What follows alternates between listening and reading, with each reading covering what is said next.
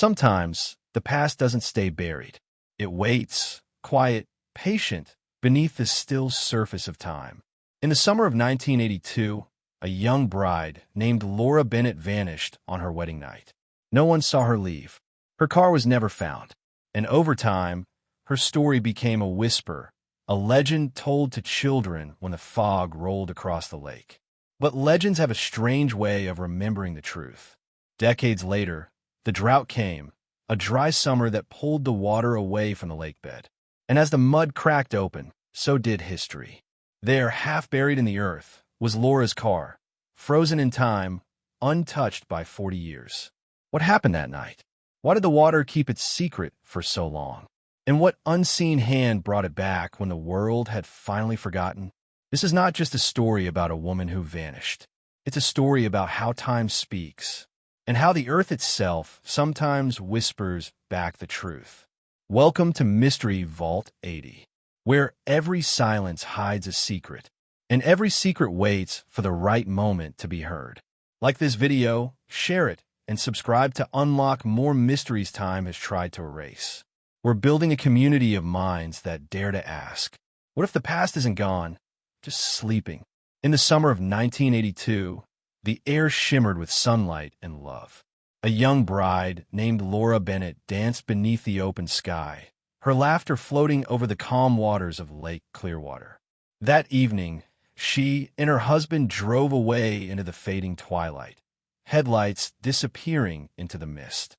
It was the last time anyone saw her alive. For decades, the lake kept its secret. Fishermen told stories of seeing lights under the water, of hearing faint music when the night was still. The locals whispered that the bride was still there, trapped between time and memory.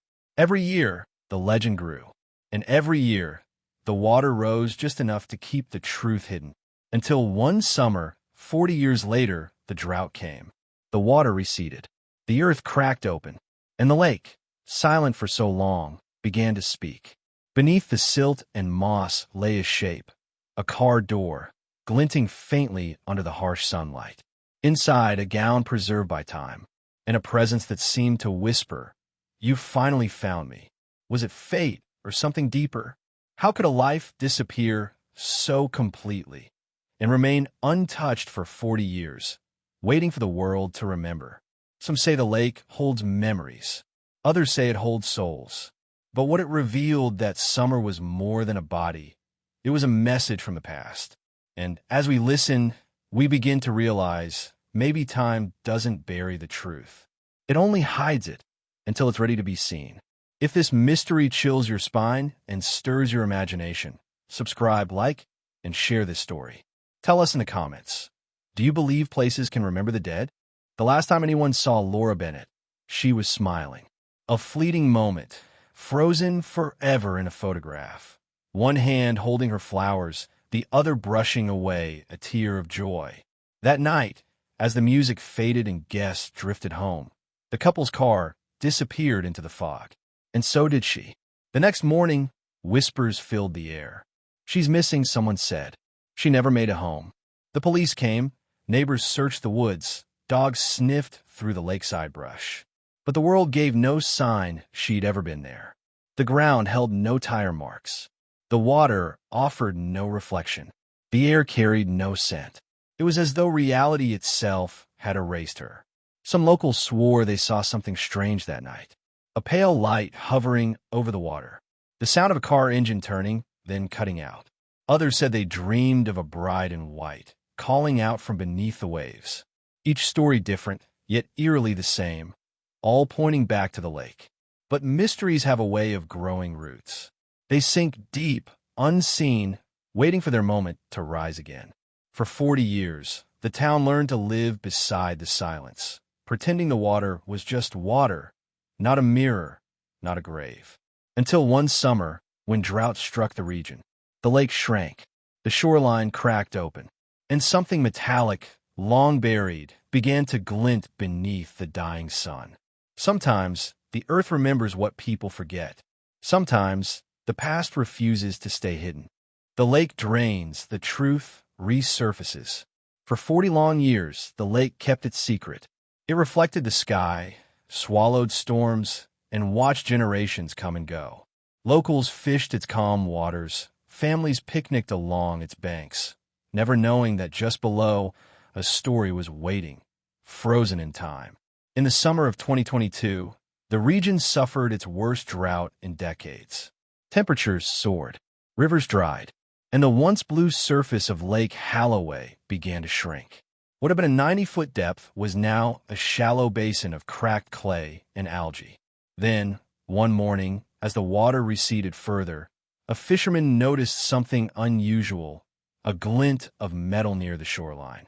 At first, he thought it was debris from a dock, but as he stepped closer, he saw the unmistakable shape of a car's fender, caked in mud.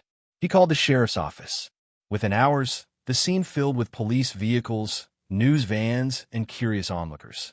Drones hovered overhead, capturing the eerie sight, the roof of a vehicle that hadn't seen sunlight since 1982. Deputies from a Springfield County Sheriff's Department secured the area. The faded license plate was barely legible, but the numbers, they matched a long-forgotten report. It was Laura Bennett's car, the same model, the same plate, the same ghost from that vanished night. When investigators pulled the car from the mud, the air grew still. Reporters watched as the crane lifted the rusted vehicle, water pouring from its doors like tears from the past. The windshield was cracked. The tires were deflated. But inside, beneath the collapsed roof and layers of silt, something remained. The skeletal remains of a woman still wearing the fragments of a white gown. 40 years later, the mystery bride had returned home, not alive, but not forgotten. For investigators, the discovery reignited a case that had long been buried in dust and rumor. For Laura's mother, now in her late 80s, it was a bittersweet vindication. Her daughter hadn't run away. She hadn't abandoned anyone. She'd been trapped beneath the very lake they'd all stared into for decades. But the case didn't close there. Far from it. When forensic teams began their analysis, strange inconsistencies emerged. The driver's seat was pushed all the way back, too far for Laura's petite frame. The keys were found on the passenger side, and her purse, long thought lost, was sitting neatly in the back seat. Then came the most chilling clue, the seatbelt. It had been cut, cleanly, with precision. That detail changed everything. This was no accident, one investigator later said. Someone wanted it to look like one. News outlets reignited the case. Old detectives were interviewed on camera, piecing together memories from the early 80s. And one name kept resurfacing. Michael Turner, the groom. After all these years, he had rebuilt his life, moved 2 states away, remarried, and lived quietly. But the discovery of the car changed everything. DNA tests confirmed the remains were Laura's, but something else, something microscopic, told a deeper story. Traces of foreign DNA were found beneath Laura's fingernails, preserved in the sediment that had filled the car. It wasn't Michael's. It belonged to someone the investigators had never heard of, a name that didn't appear anywhere in the original case file. And that was the moment the 40-year silence shattered completely. Sometimes the truth doesn't die. It just waits for the water to run dry. Echoes of the past. The discovery of the car changed everything.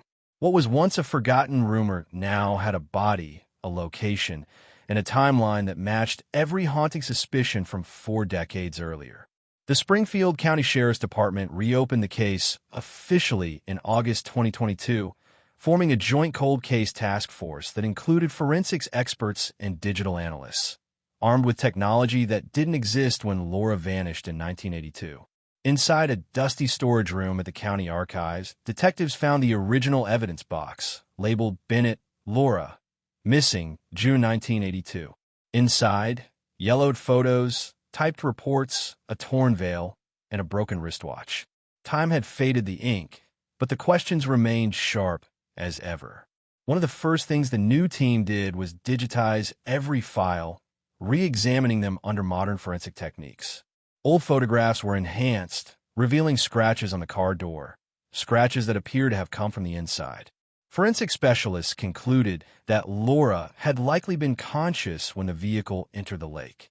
That detail changed the emotional temperature of the entire case. She hadn't been gone instantly. She had fought. Investigators also discovered inconsistencies in Michael Turner's 1982 statement. He claimed he'd gone to look for Laura near the lake that night. But a gas station receipt, time-stamped at the same hour he said he was home, placed him 20 miles away. The lead detective, Captain Andrea Lewis, said in an interview, "Back then, we didn't have surveillance cameras. We didn't have DNA. Today, we do. The story doesn't fit the evidence anymore." The forensic report was clear. The seat belt had been cut. The driver's seat had been adjusted for a taller person. Laura's skeletal remains showed signs of a broken collarbone that predated submersion. And crucially, traces of male DNA were found under her fingernails. The DNA belonged to a man named Thomas Hale, a longtime friend of Michael Turner, one of the groomsmen at the wedding. Hale had died in 2003, but his son's DNA, submitted to an ancestry website, provided the match. This single discovery, found by chance through a digital genealogy database, connected the present to the past in a way that no one expected. Detectives now believed Laura never made it to the lake on her own.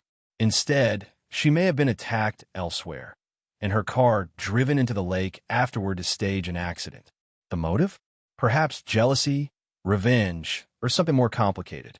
As word spread, old friends and relatives resurfaced, each holding fragments of memories they'd buried for decades.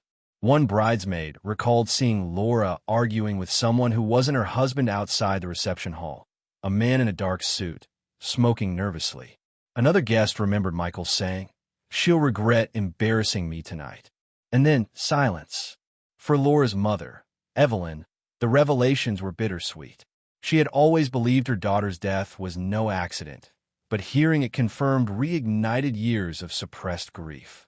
In an emotional interview, she said, "I used to dream of her calling out for help. Maybe now, she can finally rest."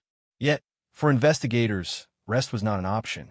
With new DNA evidence, eyewitness contradictions, and technology on their side, they were determined to reconstruct the final hours of Laura Bennett's life. They would start where it all began, the wedding night. A celebration of love that, beneath the surface, hid something dark.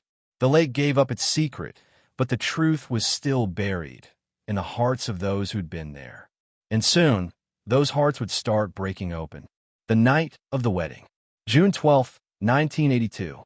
A date that should have marked the beginning of forever for Laura Bennett and Michael Turner. The town of Springfield had come alive that night, the white chapel glowing beneath summer lanterns, the reception hall packed with family, music, and champagne laughter. No one imagined that before the sun rose again, a bride would vanish and a legend would be born. The husband's shadow. With the lake drained and Laura Bennett's car recovered, the small town of Haverhill, Massachusetts found itself thrust back into the spotlight, 40 years after the bride's disappearance. Detectives reopened the case files, yellowed and brittle with age. They were filled with notes written by officers long retired, describing a missing woman, a distraught husband, and a town eager to forget. But this time, things were different.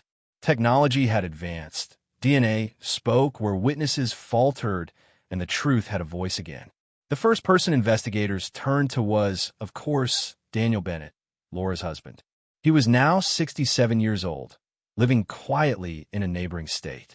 When detectives approached him, his reaction was unusual. He didn't express shock. He didn't ask how they found her. Instead, his first words were, "So, they finally found the car." It was a statement that raised eyebrows among investigators. How could he have known that the car was in the lake? Unless he'd always known. They began digging deeper into Daniel's past. At the time of the disappearance in 1978, he'd been a respected schoolteacher, charming and well-liked. But as records emerged, a darker portrait took shape. Reports of heated arguments before the wedding. A former girlfriend claiming Daniel had a temper that could switch in seconds.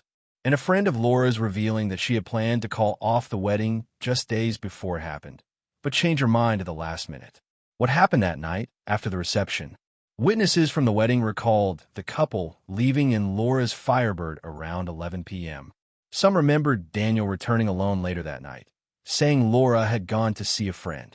Others swore they saw the Firebird heading toward the old highway that bordered Lake Meriden, a road often shrouded in fog.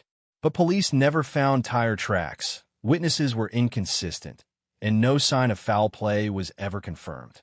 Now, however, with Laura's body found behind the wheel, DNA began to tell a story words never could. DNA samples taken from the car's interior revealed a partial match to Daniel Bennett, but they also found another male profile, unidentified, on the driver's side window. That small clue cracked open an entirely new possibility. Was Laura alone when she vanished? Or had someone else been in the car, someone she trusted? Detectives revisited old photos from the wedding. Friends, co-workers, even the best man. Among them was one person who caught their attention. Evan Ross, Daniel's closest friend and groomsman. Evan had disappeared from the area shortly after the wedding. No forwarding address, no contact. Some said he moved to Canada, others claimed he joined the Navy. But there were no official records after 1979. It was as if he, too, had vanished in a thin air. As police pieced together new leads, they also uncovered another haunting detail: insurance documents. Just 2 weeks before the wedding, Daniel had quietly taken out a life insurance policy on Laura for $50,000, naming himself as the sole beneficiary. It was a small fortune in 1978. When questioned, Daniel claimed it was standard practice for newlyweds. But detectives couldn't shake the feeling that this was premeditated. The public soon caught wind of these revelations. News headlines screamed, "Bride's car found after 40 years, husband under suspicion." Old neighbors were interviewed on camera, giving conflicting stories. One elderly neighbor, Mrs. Callahan, remembered something chilling. "That night, around midnight, I saw Daniel's Firebird drive by. I remember because it had that dented bumper, but when it passed under the streetlight, I swear I saw someone else behind the wheel. Could have been Evan Ross. Was Laura even alive when that car entered the lake?" These were questions that echoed across Haverhill, and online forums began to buzz. Some believed it was a tragic accident. Others were convinced of murder. And a growing few whispered about something else, that the town itself had conspired to keep this secret hidden. For Laura's family, reopening the wounds was agony. Her younger sister, now in her 60s, told reporters, "We grew up hearing people say she ran away, that she got cold feet. But Laura wasn't like that. She wouldn't leave without saying goodbye." That single statement struck investigators deeply, because buried in Laura's personal effects, preserved in her parents' attic, was an unopened letter written days before the wedding. The handwriting matched Laura's, and it began with a haunting line: "If anything happens to me, tell them it wasn't an accident." That letter changed everything. It wasn't just a mystery anymore. It was a confession of fear from beyond the grave. Now, investigators had a direction, a motive, and a tangled web of deceit that spanned 40 years. But to understand what really happened that night, they'd have to go deeper, not just into evidence, but into the hearts and minds of those who'd kept silent for decades. The letter in the attic. The discovery of the letter changed everything. After 40 years of silence, Laura Bennett, the bride who vanished on her wedding night, had finally spoken, not through witnesses or gossip, but in her own words. "If anything happens to me, tell them it wasn't an accident." That single line was enough to shake even the most skeptical investigator. The letter, dated just 2 days before her disappearance, had been tucked away inside a jewelry box in her parents' attic, forgotten until Laura's younger sister stumbled across it while preparing to sell the family home. For detectives, this was the missing key, a window into Laura's mind before she vanished. Why would a young woman about to be married write something so chilling? Who was she afraid of? When forensic teams examined the letter, they confirmed the handwriting matched Laura's diary entries, and the paper type matched stationery from her bridal suite. There was no question of authenticity. But what caught investigators' attention was what came next: a faint smudge on the bottom right corner, a partial fingerprint. Modern analysis identified it as belonging to Daniel Bennett. He had handled the letter, but when detectives brought Daniel in for another interview, at first, he denied ever seeing the note. Then, when confronted with forensic proof, his demeanor shifted. He grew defensive, evasive. Finally, he said, "If Laura wrote that, she must have been upset. She was always dramatic." That word, dramatic, didn't sit right with investigators. It was dismissive, cold, almost rehearsed. As they dug deeper, they found more inconsistencies in Daniel's story. He had claimed he and Laura left the reception together and got separated in the fog. But a new witness came forward, a former motel manager from a nearby town, who said that around midnight, a man matching Daniel's description checked into his motel, alone. The name he used? D. Ross. Could D. Ross be a mix of Daniel Bennett and Evan Ross, the missing best friend? Was it coincidence or something more deliberate? Detectives began to entertain a chilling theory. Perhaps Daniel and Evan were both involved that night, one covering for the other. Meanwhile, forensic teams continued analyzing the car from the lake. Inside, in the passenger seat, they found remnants of a broken wedding corsage, not Laura's. Hers had been recovered intact on her body. The second corsage belonged to someone else who had been in that car. The investigation was no longer about an accident. It was about betrayal, lies, and a woman who sensed her own doom. Online communities and amateur sleuths started calling the case the Bride in the Lake. True crime forums lit up with theories. Did Daniel push the car into the lake? Was Evan driving and lost control? Or had someone else altogether been there that night? Someone Laura feared? To reconstruct what happened, detectives turned to technology. Using advanced photogrammetry, they recreated the slope where the car entered the water. Their findings were shocking.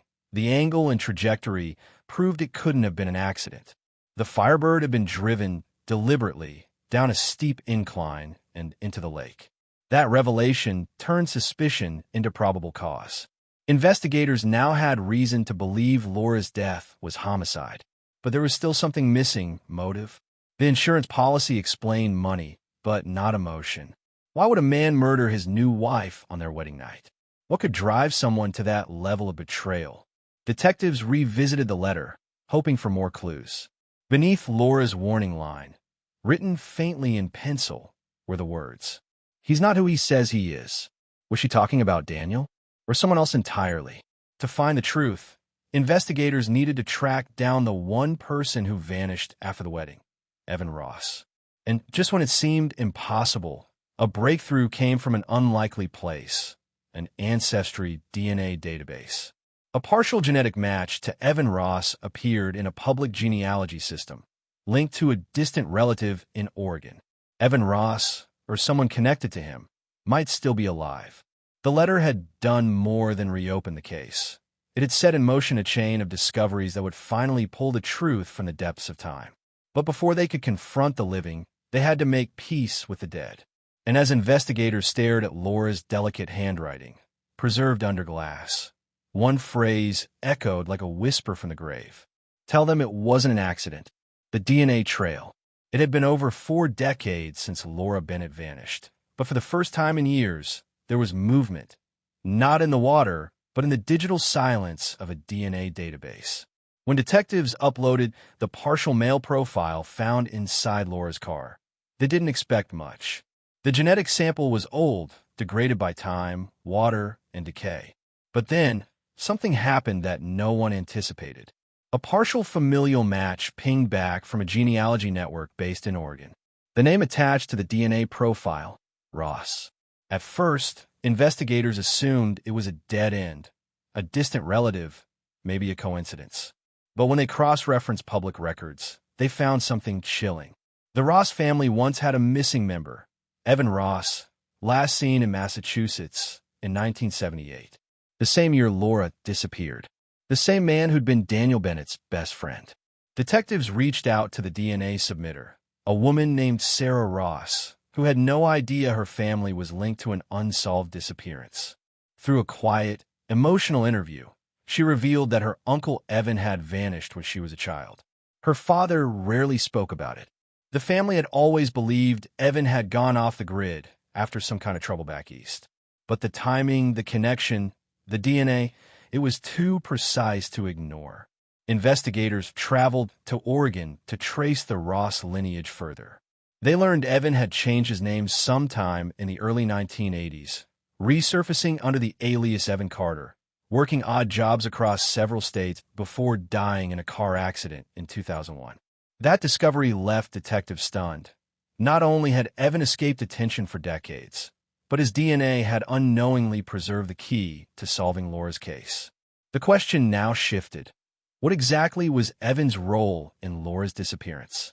To answer it, investigators pieced together his last known days in 1978. Records from the wedding showed Evan left abruptly before the reception ended, reportedly after an argument with Daniel. Several guests remembered seeing the two men in a heated exchange outside the venue. One bridesmaid recalled something even more unsettling. Laura looked scared when she saw them, like she knew something wasn't right. Could Laura's final note, "He's not who he says he is," have referred to Evan Ross instead of her husband? When detectives dug deeper into Evan's past, they uncovered a darker history, a string of thefts, minor assaults, and a falsified college degree. He'd reinvented himself in Massachusetts after fleeing legal trouble in another state.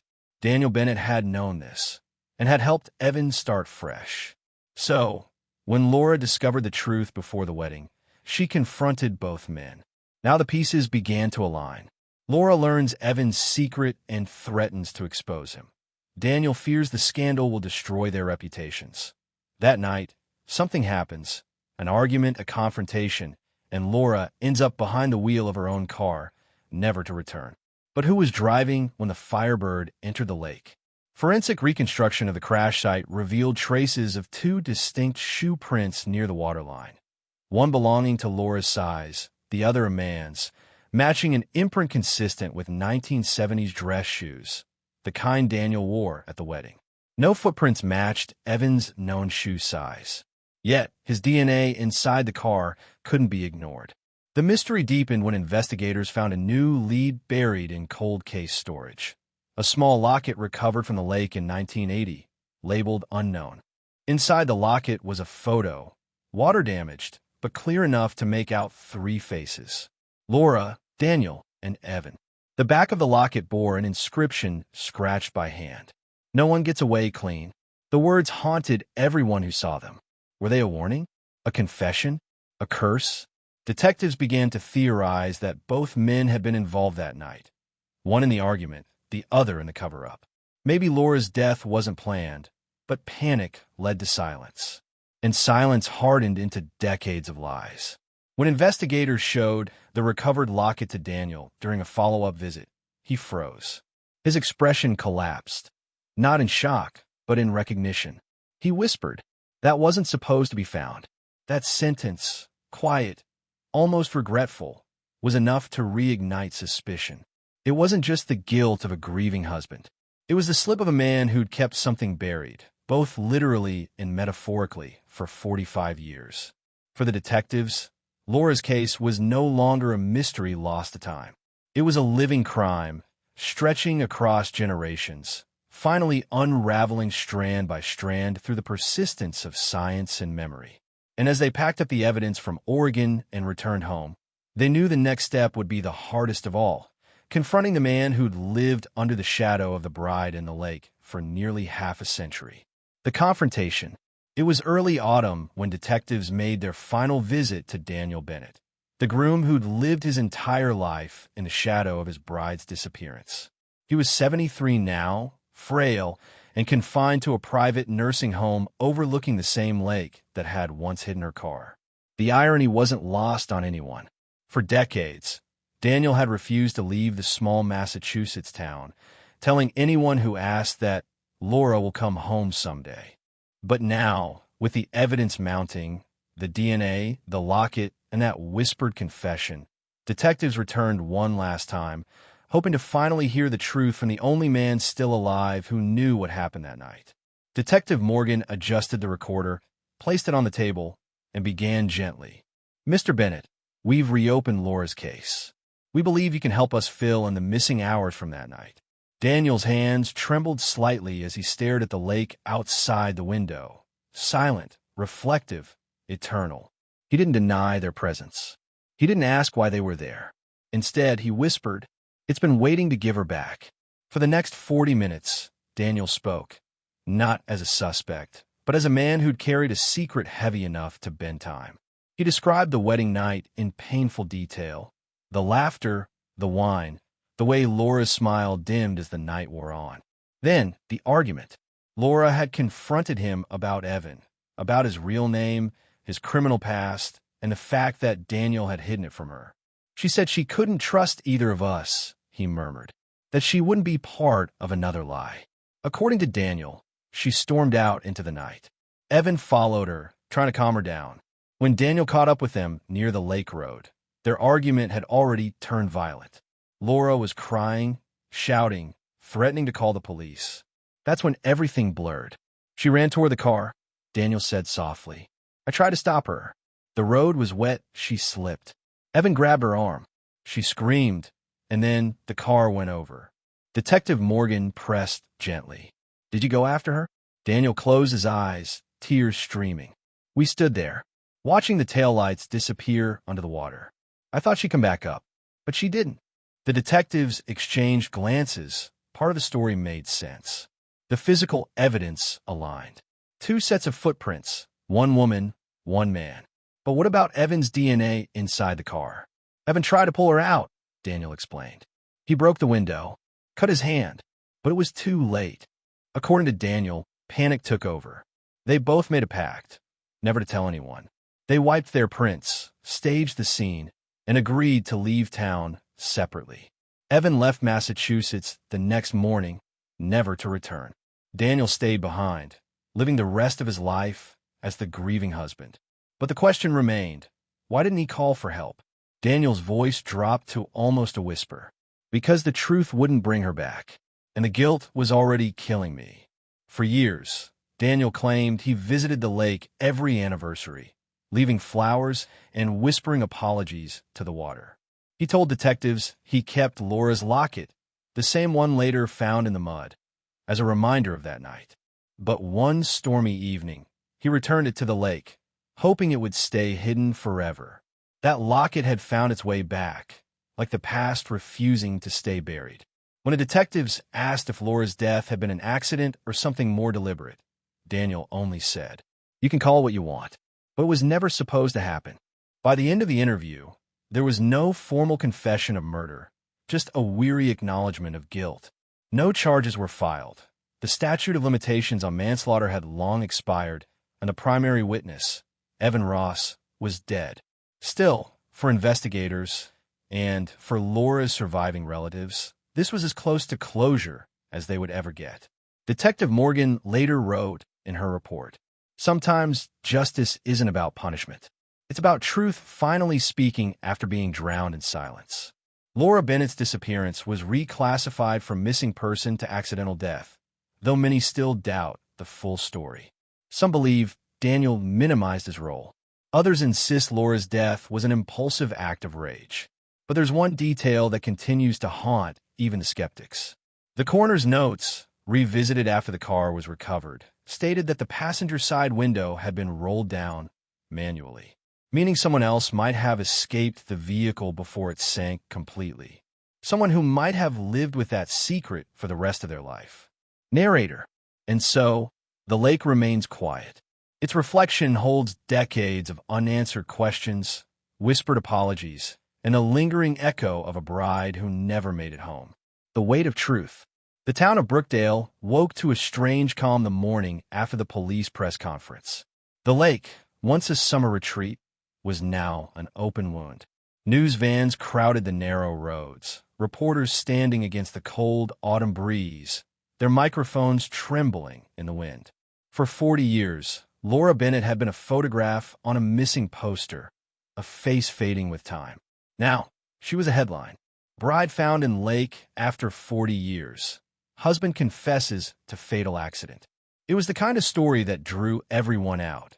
Neighbors who had long since stopped talking about it, former classmates, even her younger sister, now gray-haired and quiet, standing near the water's edge. She held a single white rose. No tears, no words. Just a rose, dropped into the lake like an unspoken goodbye. Detective Morgan stood at a distance, watching the crowd gather. To her, this wasn't victory. It wasn't closure. It was an ending that had taken too long and cost too much. In her private notes, she later wrote, "The truth doesn't always heal. Sometimes it just stops the bleeding." Over the following days, the media's interest grew feverishly. Talk shows speculated about the murder bride mystery. Internet sleuths dissected Daniel's every word from the interview. Some believed his story. Others were certain there was more to uncover.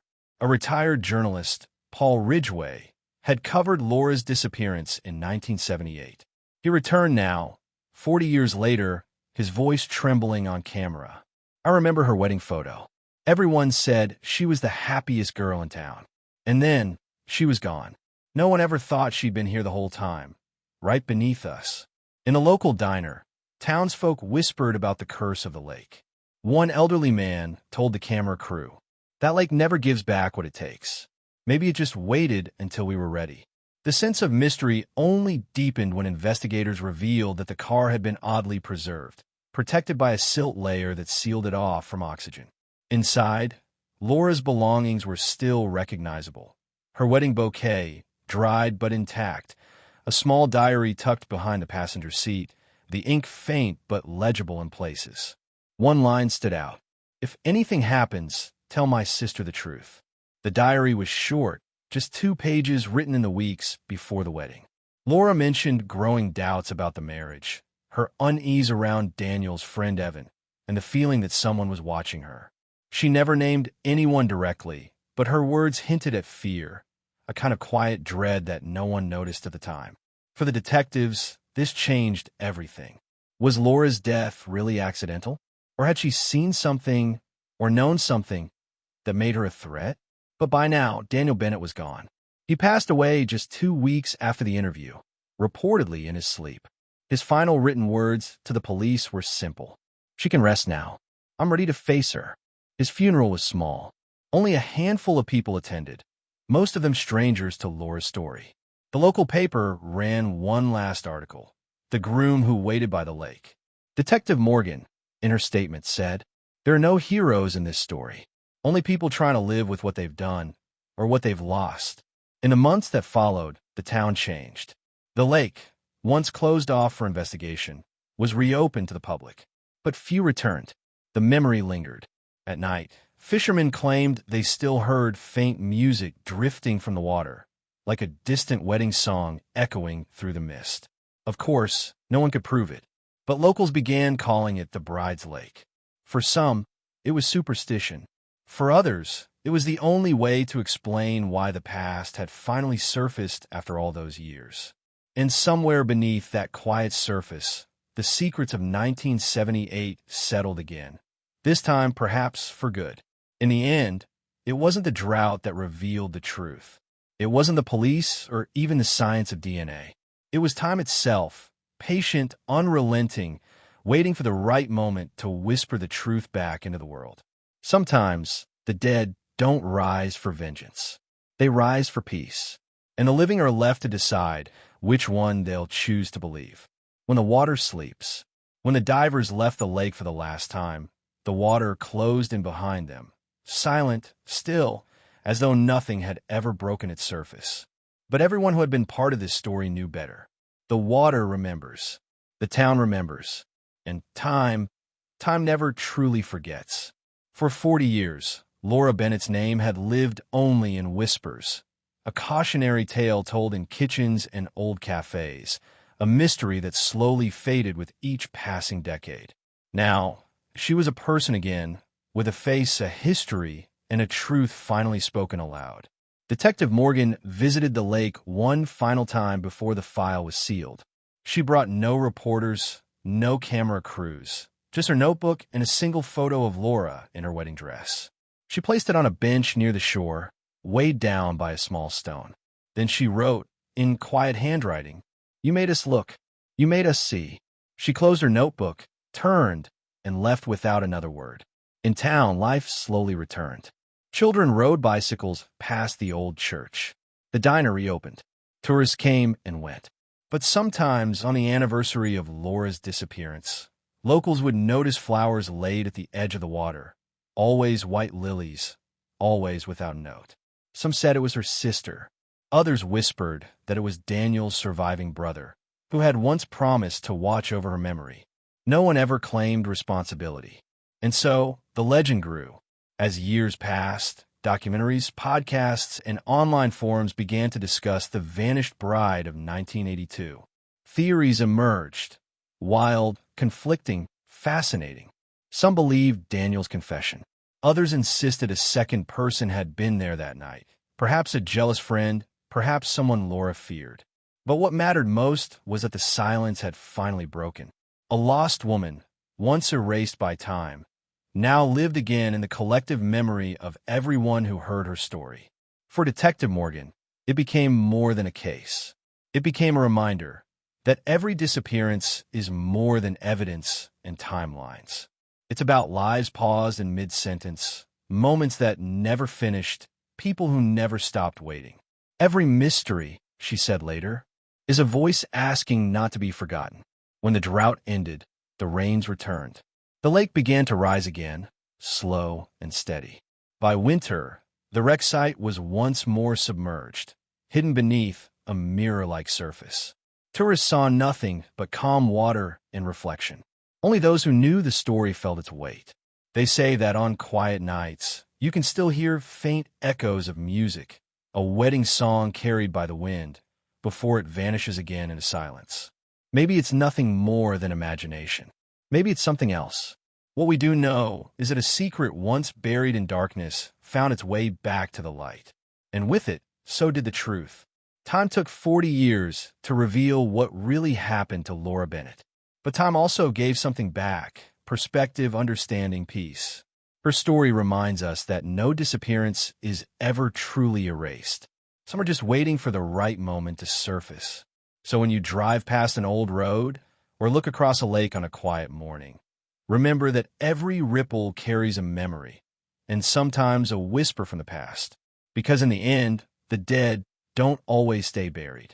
Sometimes they just wait to be found. This was the story of the vanished bride of 1982, a mystery born in love, buried in silence, and revealed by time itself. Some stories never really end. They echo through time, through memory, through the stillness of places that once held life. Laura Bennett's story began with love and ended in silence. But even silence speaks. Even the stillest water reflects the truth when the light touches it just right. They say time heals everything, but time also reveals. When the drought drained that lake, it didn't just expose a car. It exposed everything hidden beneath the calm surface of a small town and the quiet corners of the human heart. Maybe the real mystery isn't how she vanished, but how the truth waited patiently, frozen, forgotten, and faithful to its return. Here on Mystery Vault 80, we explore stories like this, where the line between fact and fate blurs, where the world itself seems to keep secrets until it's ready to tell them. If you believe that no story is ever truly lost, if you feel that the past sometimes whispers back through the fog of time, then this is your place. Like this video, share it with those who love unraveling life's quiet riddles. And most importantly, subscribe to at Mystery Vault 80, because every week we open another vault of mystery, one truth at a time. We read every comment, your thoughts, your theories, your interpretations. We welcome your ideas, your questions, even your skepticism, because mystery thrives when curious minds come together. And for those who have followed our journey so far, thank you. Your support is the spark that keeps the stories alive, even when decades of silence try to bury them again. So as the water returns to cover the lake once more, as the world moves on, remember Laura Bennett and all those whose stories still sleep beneath time's surface. Because somewhere beyond what we can see, truth is waiting, whispering, echoing, calling to be found. Narrator, final line, slow and calm. This is Mystery Vault 80, where the past still speaks and the truth is never truly gone.